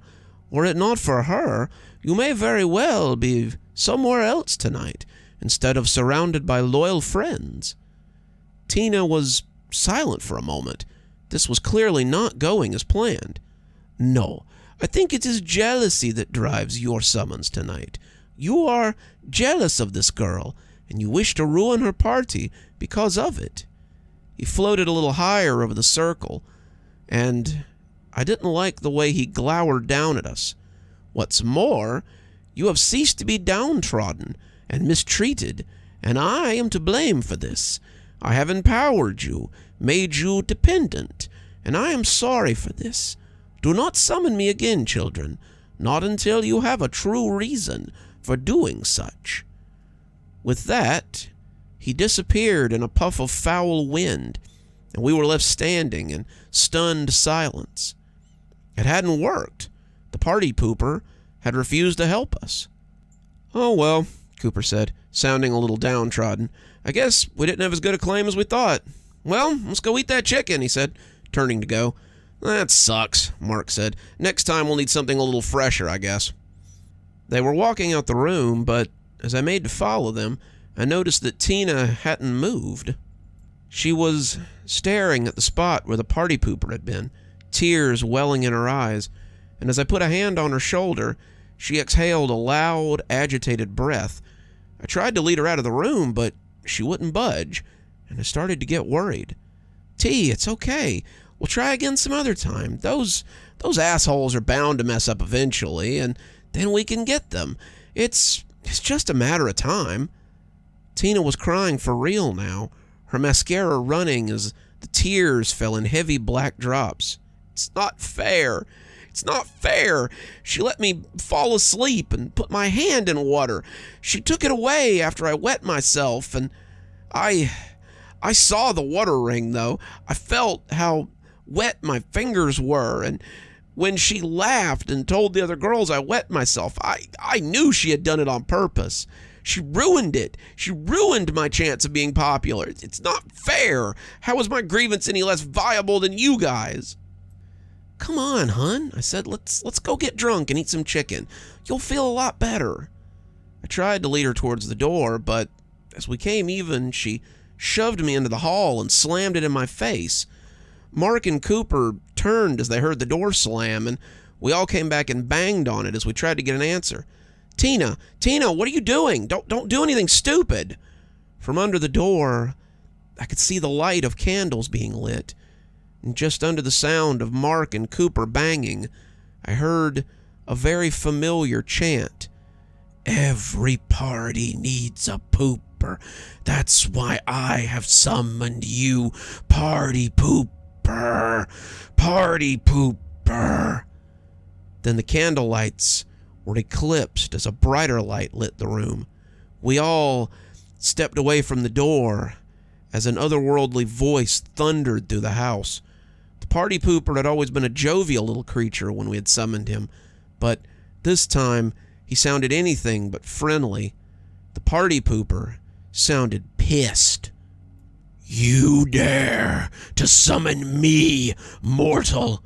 You believe you are owed my power? You believe you are entitled to my aid? See now why they call me the party pooper.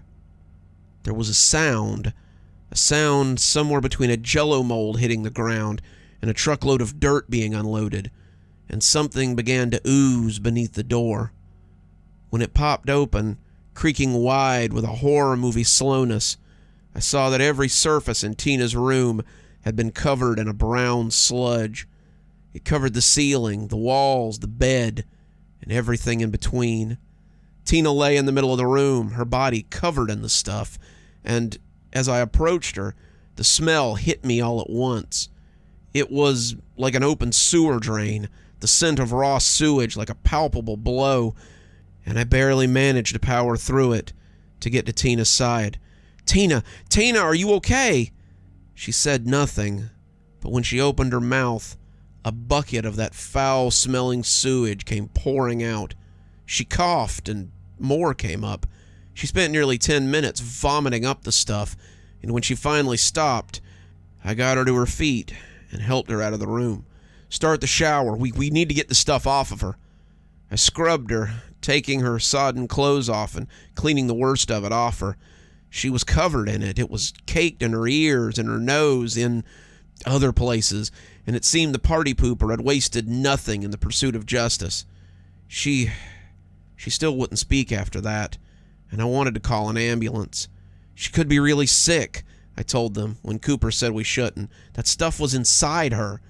If we call the hospital, our parents are going to know we lied. In the end, it was a chance I was willing to take. I stayed, Mark and Cooper leaving so they didn't get in trouble. I told the paramedics that she had called me, saying she felt like she was dying, and I came to check on her. They loaded her up and called her parents, but I was told it would be better if I went back home and waited for updates. Tina was never the same after that. Her mother thanked me for helping her when I came to see her, but told me Tina wouldn't even know I was there. She's catatonic. They don't know why, but she's completely lost control of her bowels. She vomits for no reason. She has, I don't know what in her stomach, but they say it's like she fell into a septic tank. She's breathed it into her lungs. It's behind her eyelids. She has infections in her ears and nose because of it, and we don't know what's wrong with her. That was 6 months ago. They put Tina into an institution for someone to take care of her 24/7, but she still hasn't said a word. She's getting better physically, but something is broken inside her. I still visit, hoping to see some change, but it's like talking to a corpse. I still hang out with Mark and Cooper, but I know they feel guilty for not going to see her. In the end, Tina tried to force her revenge with a creature that she didn't understand, and paid the price. So if you think you might have a grievance worthy of the party pooper, do yourself a favor and just let it go. Nothing is worth incurring the wrath of that thing. and you might find yourself in deep shit for your trouble.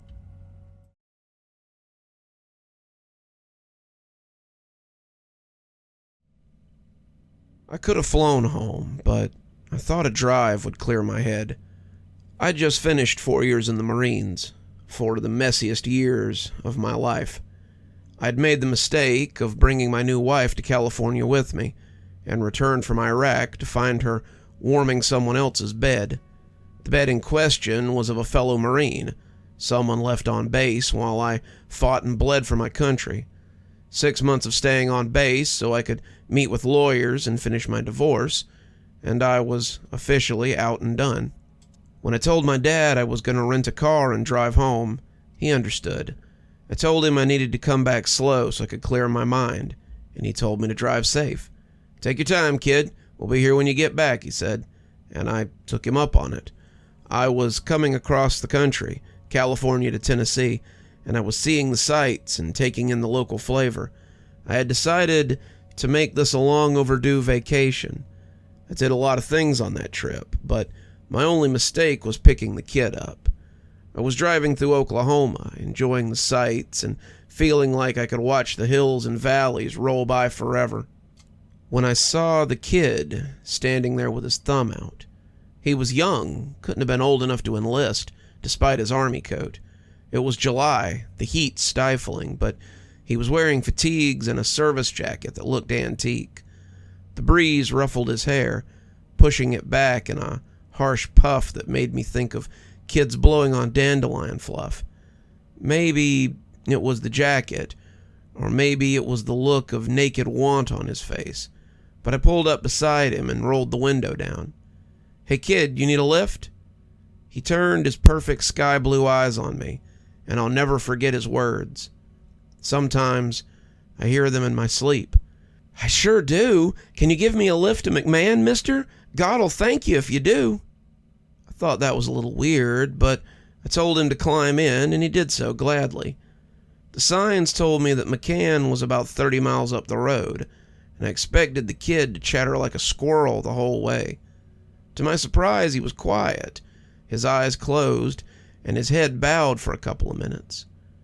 It took me a second to realize he was praying, and when he finished, he sat up and plastered a half-daffy grin on his face. "God tell you I'm a straight shooter?" I asked, more to break the ice than anything. "He said thank you for your assistance, mister, and you'll be greatly rewarded in his kingdom." I nodded, thinking I could use all the help I could get. The farther we drove, the more I began to suspect that something was off about the kid. He stared forward the whole way, his eyes on the horizon, his mouth seemed set in an eternal grin. He wasn't as young as I'd thought, maybe 18 or 19, and the jacket said his name was Harris, had it stenciled right there over the left breast. It was covered in patches, too, the kind you get for service, and I was glancing at one over his right pocket when I saw the bulge under the coat. I felt a cold shudder run through me as I recognized it. The kid was packing. You look a little young for the service, kid," I said, trying to dissuade some of my fear. "Your brother give you that jacket? Was he in Iraq like me?" "My dad left it to me when he died," the kid said matter-of-factly. "Sorry to hear that. Was he in Iraq?" "Gulf War," he said, his voice not matching the grin. "He enlisted before it started and was there a couple of years after it ended." "I bet he had some stories," I said with a nod. I had been about to start in on one of my sandbox tales, but the kid cut me off suddenly with the last thing I expected. "You believe in God, mister?" I blinked, the subject unexpected. "Not really, kid. I'm an atheist. Have been since after what happened to me overseas. I think that if there is a God, it's a pretty crummy thing for him to do, to let us live here like this." I'd expected a fight, but the kid just nodded. "He forgives you for that. Daddy was like you," Mama said, "before he went to war. He saw something over there, bad things, and he came back from the war looking for God. He said he had seen some things over there that scared him, made him want to be better, and he couldn't do better without some help.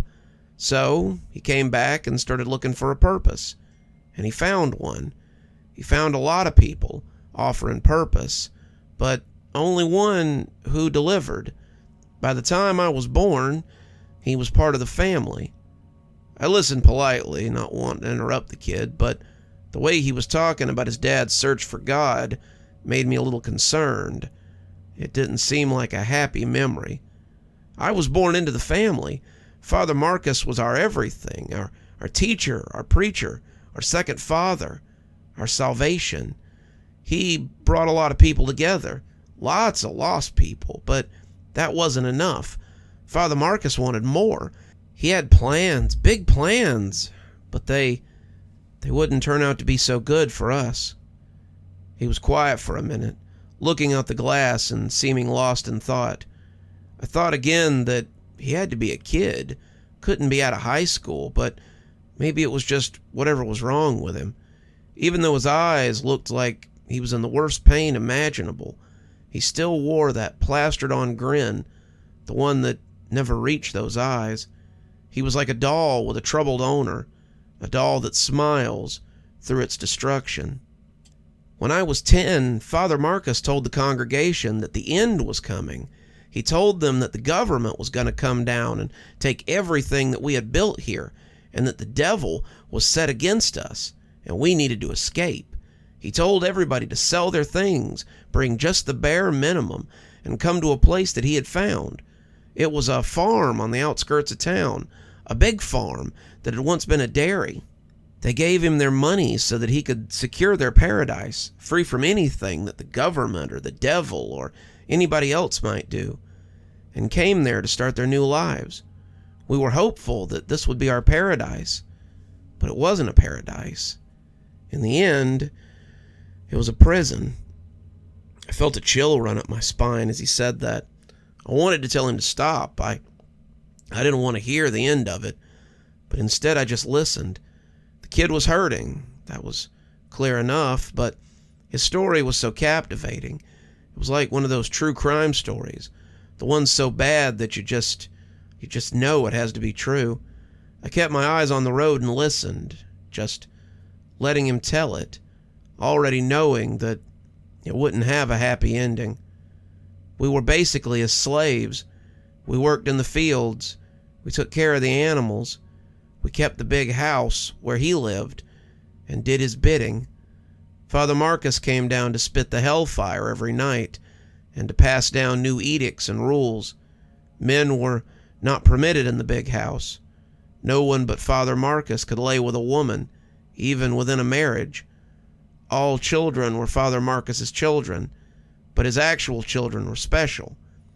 Eventually, he took all the women that he liked up to the house to populate the earth. He took my sister up there with him, and we never saw her again. People didn't like it much, but what could they do? Father Marcus was keeping us safe from the apocalypse, right? So we followed his orders, till everything fell apart. We rolled into the outskirts of McMahon then, the farms and barns making me think of the place the kid was talking about. I wondered suddenly where we were going, why the kid wanted to go to McMahon so bad. Every mile felt like an eternal march, and I was dreading coming to the end of the journey. Where? I started, but the kid seemed to be expecting the question. Stay on the main road, mister, he said, clearing his throat before going on. He seemed as dry as an old stick, and when I reached behind the seat and offered him a Coke from the cooler, he took it with a smile. I wondered why I'd done that. I didn't want the kid to go on, but in a way I did. I needed the end of it. I needed to know how it had all shook out. I was a curious bastard, it seemed, and I needed to see the bodies in this kid's path. Then one day he gathered us in the barn and told us that the end was near. He told us we needed to prepare ourselves to go because we were meeting God tonight. He gave us all something to drink, something in a red cup that his wives dipped out, and we all drank it. No one argued. No one fought him. We were all so brainwashed that we would have jumped in front of the 6:15 train that ran near the farm if he'd asked. Everyone drank. Everyone obeyed. everyone went to sleep. They stayed asleep too, except for me. I woke up in the hospital with tubes in my arm and my wrists secured to the bed. The police were there, one of them waiting in the room with me, and they had questions. Turned out that they were the ones who had been coming, not God. They had arrived to find everyone dead, falling around the barn like dolls, but had managed to get there in time to save me. I don't know why I lived while everyone else died, and it ate at me for a long time. Father Marcus, my family, everyone was gone, and I'd been left behind. No one wanted anything to do with me. My dad had burned a lot of bridges before we went into the family, and none of them wanted to take in a moody 16-year-old who'd just been through hell. So, I went into the system, going from group home to group home, till a couple of weeks ago. I clutched the wheel hard, suddenly very worried about what we might find in McMahon. The town was coming up now, a nice old brick town that looked downright picturesque. We passed a sign for a new megachurch, the Sunrise Gospel House, and there was a smiling old man beaming down from the front. The kid shot a glare at him and patted his heart, inevitably patting the piece as well. I suddenly wondered who was in McMahon that this kid needed to see. I was watching TV in the group home, and an ad came on for a church. The church had recently acquired its own network, and the pastor of the church was very familiar. He spoke about peace and God's love, but all I could hear was the voice that told us to drink the juice and go meet God. As I watched him smiling and hugging people, I heard a very different voice in the back of my mind. It was God, the real God, and he told me what I had to do. He said I needed to be his sword, and I needed to cleave the unrighteous from his midst. He patted the gun again, whispering a prayer to God, and my hair stood up on the back of my neck as something strong and strange wafted from the kid. In that moment, he felt very righteous. We were well into town now, rolling up Main Street, and he told me to stop. I dropped the kid off at the light, and he thanked me, said he could make it from here. He gave me a real smile then, not the dopey one he'd been wearing the whole way through as he told his sad little tale, and waved at me. God bless you, mister. I'm off to do his work. Then he was gone, and I sat there watching him until someone politely honked behind me, and I was forced to roll along. I wasn't sure what to do as I made my way out of town. Did I tell somebody? If this pastor had really messed the kid up like that, then maybe he had it coming. Was that really my call to make, though? In the end, I called the McMahon Police Department and told them what I suspected. I told them about the kid and the story that he had spilled, but I don't think they took me seriously. The dispatcher made it sound like it was going into a little pile of crackpot shit, but I felt I had done my due diligence. I was still thinking about it when I stopped for the night, wondering where the kid was and what he was doing as I drifted off to sleep. I woke up the next day and turned on the news to see that Pastor Michael Wheeler of the Sunrise Gospel House had been shot in front of his congregation. The pastor, someone wanted by the FBI for his alleged connections to several past cults, had been shot by someone from one of his past religious orders. The kid was in custody, but the police were saying he was mentally unwell, and this was likely a retaliation slang. Police were still looking for a mysterious caller who had tipped them off before the shooting, and they had many questions for that individual. I left Oklahoma as quickly as I could, flinching every time I saw a cop. That was a couple of years ago, and I've never told anybody what happened on that trip home. It's something that's weighed on me since I left that kid on Main Street, and I can only imagine that he was right about God blessing me. I came back, found a job that paid well, met the love of my life, and settled into wedded bliss fairly easily. It all seemed very easy while it was happening, and I can't help but wonder if a little divine direction had anything to do with it. As long as he doesn't point me at his enemies like he did that kid, I suppose we can be square.